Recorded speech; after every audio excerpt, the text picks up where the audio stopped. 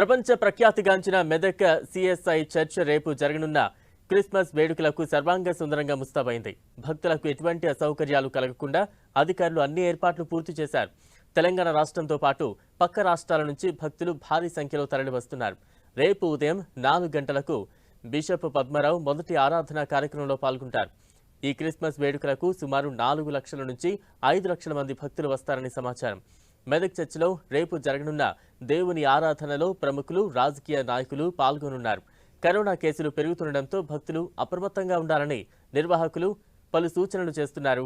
భక్తులు, ప్రముఖులు, రాజకీయ నాయకులు చర్చకు వస్తుండటంతో పోలీసులు పటిష్ట బందోబస్తును ఏర్పాటు చేశారు.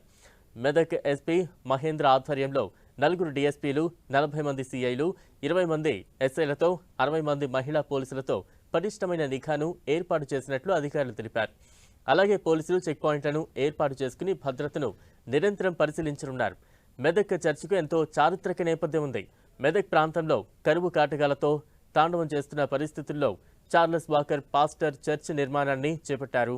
1914 నుంచి 1924 వరకు సుమారు 10 సంవత్సరాల పాటు నిర్మాణం జరిగింది.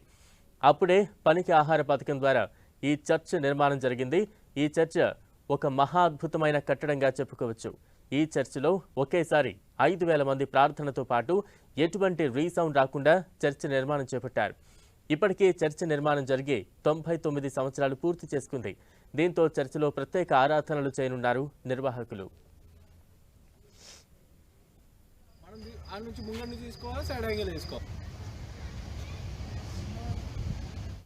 పరిశుద్ధ మహాదేవాలయం ఆసియా ఖండంలోనే ద్వితీయ పెద్ద దేవాలయం మందిరాన్ని రేపు క్రిస్మస్ పండుగ సందర్భంగా సర్వత్రా ముస్తాబు చేయడం జరిగింది.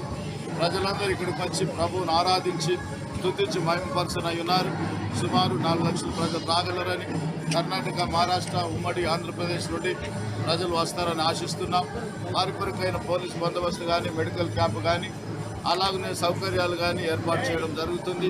మరి కరోనా ఎవరిని తాకకూడదని, ఆ 3వ వేవ్ ఉద్భవించిన చోటను అంతం కావాలని యేసయ్యను ప్రార్థిస్తూ ప్రజలందరికీ, మన భారతదేశానికి, మన తెలంగాణలో కొత్తగా వచ్చిన రాష్ట్ర ప్రభుత్వ నేతలకందరికీ కూడా శుభములు కలగాలని, ప్రజలందరూ సకల సౌభాగ్యాలతో విలసిల్లాలని ప్రభువును ప్రార్థిస్తూ క్రిస్మస్ మరియు నూతన సంవత్సర శుభ